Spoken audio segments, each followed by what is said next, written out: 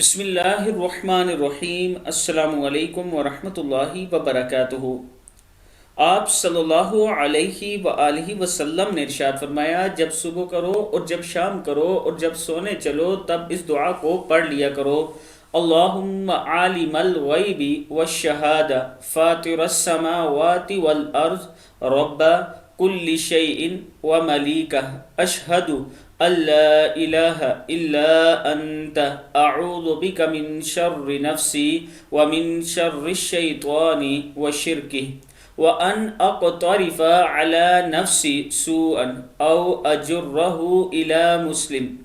اے اللہ، غیب اور حاضر کے جاننے والے، آسمانوں اور زمین کو بے مثال پیدا کرنے والے، اے ہر چیز کے رب اور مالک، میں گواہی دیتا ہوں کہ سچا معبود تو ہی ہے۔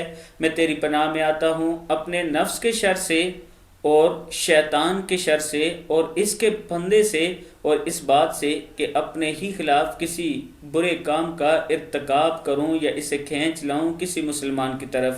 کتاب کا حوالہ یہ نیچے موجود ہے، آپ دوست دیکھ سکتے ہیں۔